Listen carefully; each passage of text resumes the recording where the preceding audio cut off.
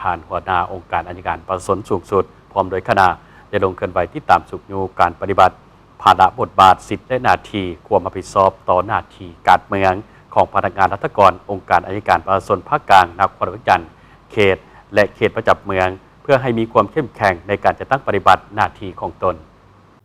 ในวันที่23 เมษายน 2026 นี้นำโดยทานนางลีวงลาวดีหัวหน้าองค์การอัยการประชาชนสูงสุดโดยมีองค์การอัยการประชาชนภาคกลางนครหลวงจันทร์เขตและเขตประจำเมืองเข้าร่วม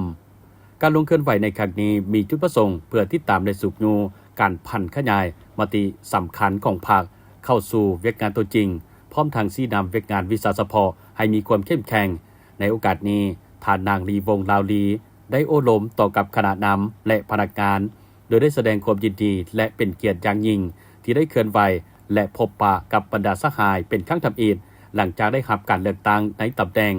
พร้อมทางเน้นหนักให้สืบต่อเอาใจใส่ในเวียกงานศึกษาพมการเมืองแนวคิดให้แก่สมาชิกพรรคพนักงานให้มีคุณทัศน์การเมืองหนักแน่นมีความสามัคคีเป็นปึกแผ่นมีความเชื่อมั่นต่อการนำพาของพรรคบรรดาสหายที่เป็นคณะพรรคคณะนำต้องมีความเป็นแบบอย่างเป็นเจ้าการในการจะตั้งปฏิบัติแนวทางนโยบายของพรรค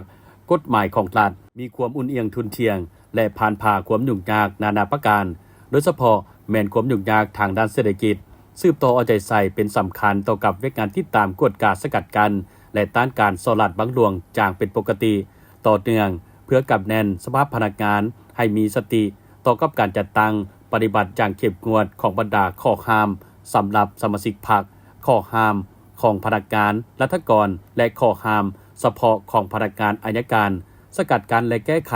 แนวแนงของปรากฏการณ์ย่อท้อที่จะเกิดขึ้นถ้าพบเห็นให้หีบพรแก้ไขให้ทันการบ่ให้ปล่อยปละซึ่งจะเฮ็ดให้ปัญหาแพร่ลามและบ่สามารถแก้ไขได้สืบต่อเอาใจใส่นำพาแก้ไขเวกงานวิสาสะเพาะที่เป็นปัญหาคงค้างขององค์การอัยการประชาชนนครหลวงจันทร์ให้ได้ทั้งปริมาณและคุณภาพเฮ็ดให้ตัวเลขคดีลดลงโดยไฟรับฟังการรายงานของหัวหน้าองค์การอัยการประชาชนนครหลวงจันทร์ซึ่งมีตัวเลขคดีอาญาค้างสูงถึง 11,215 เรื่องฉะนั้นบรรดาสหายต้องสวมใส่แก้ไขโดยกำหนดเป็นจุดสุ่มและมีตัวเลขชัดเจนในการแก้ไขกำหนดเวลาแก้ไขคักแน่ในต่อหน้าซึ่งพวกเขามีแผนการจะแต่งตั้งพนักงานลงช่วยบรรดาสหายเพื่อแก้ไขคดีให้ลดลงในกำหนดเวลา